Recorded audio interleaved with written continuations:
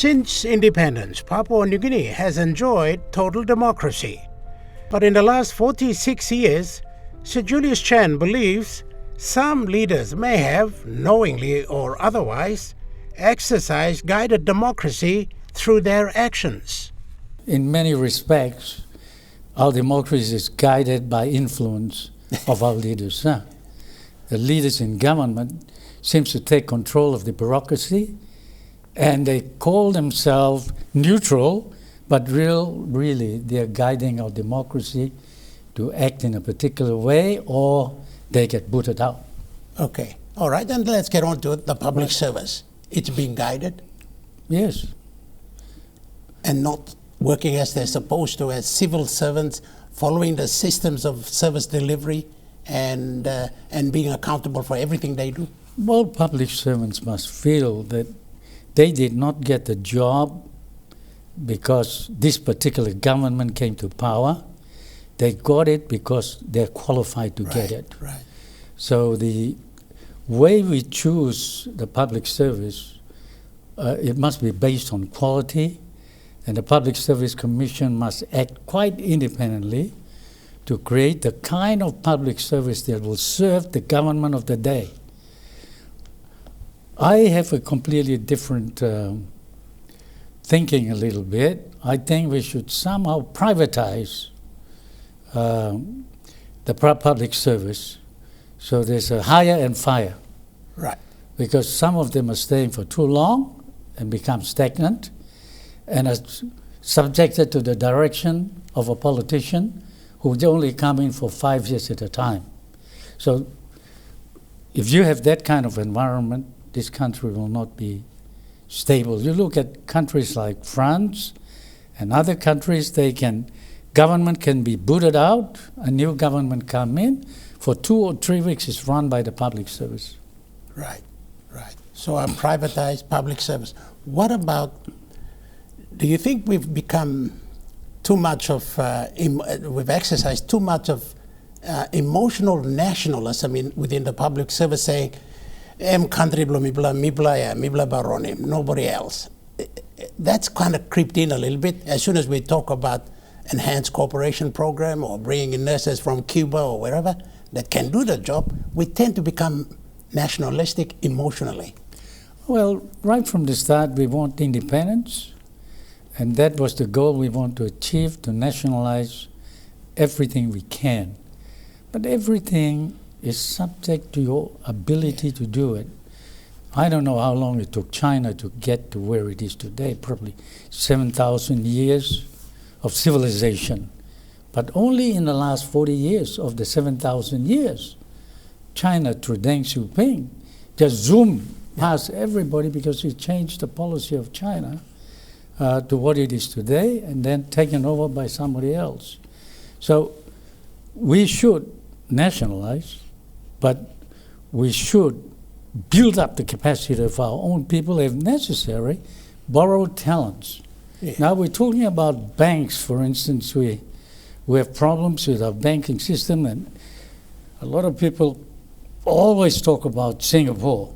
It's not only Singapore, Hong Kong, South Korea, Taiwan. Mm-hmm. They have massive foreign exchange. Why don't we borrow some of the talents to come here and build up our foreign exchange here? We have a foreign exchange problem now. We're borrowing too much. We're not getting out. They got nothing, and yet they are very stable. We got everything, but nothing. Okay. All right. A lot of that becomes political decisions.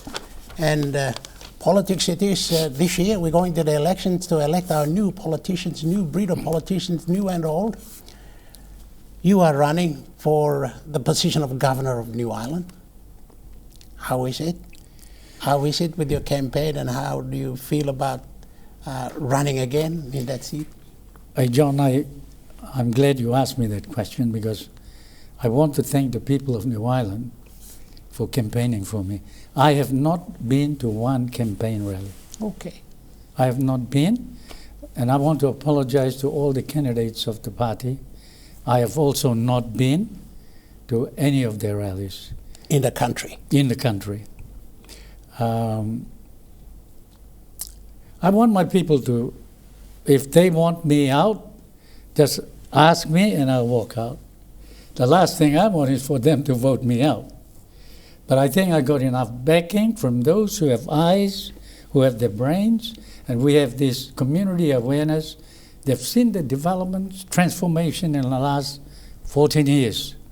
And I have transformed New Ireland from what was to what it is today, because I want New Ireland to lead the way in this country. Yes. The Mulligan Declaration. The Mulligan Declaration forward, and now we combine the two together to have the New Ireland Declaration. We know exactly where we're going. We provide free and subsidized education, by the way, John. A lot of people said Peter O'Neill created that first. No, I started in 2008. He only introduced free education just before the election in 2012. Obviously, it's a very, very popular policy at election time. Yeah, but our free and subsidized education includes quite a number of factors a lot of people don't know. We subsidize the people who go to vocational school and to higher education, and also we subsidize scholarship to go to Australia. We funded food and rations for all the boarding schools, and we also provide transport costs to the parents sending the kids to boarding schools. Okay. So we do all these things. I mean, you cannot cover all these things. It's all in a nutshell in a paper. Okay, all right. Then, of course, under the declaration, there's the redevelopment of the KVA airport, the building of the KVA provincial government, but the legislature, and a number of other things. You want to go through some of them?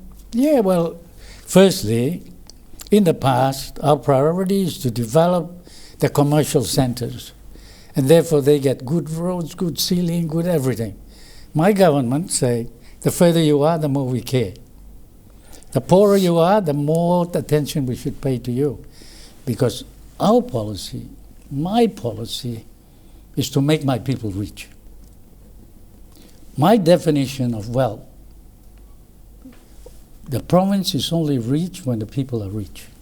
Okay. When the people are poor, the province is poor.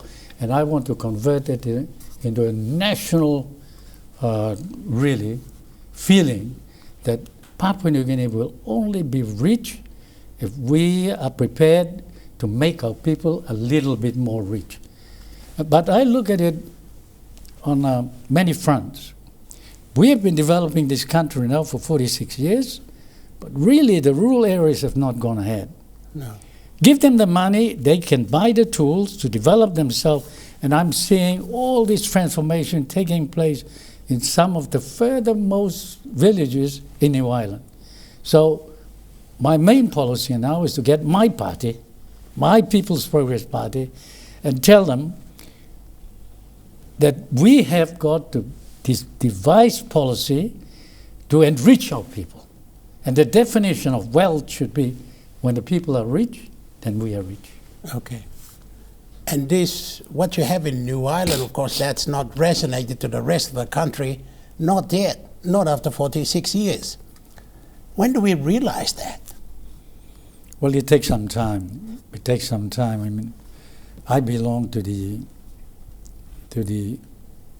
old age era. You know, we didn't have too many disturbances. No. We only focus on getting independence. And mind you, some of these young people now enjoy the fruit of democracy. They don't know how hard it is for us to sacrifice to get there. You don't see many fightings going between two coalition parties. Somari was the leader of the Pangu party, I was, together. They were going for independence yesterday. I said, PPP said, as soon as practicable. We came out right. As soon as we're ready, we got it. But we share it. We never really hit anybody individually, which we seem to carry the burden and the glory together. Next on Your Vote Matters. So that is why we have ups and downs. When somebody else gets in, their supporters get everything, and the others, their opponents, get nothing.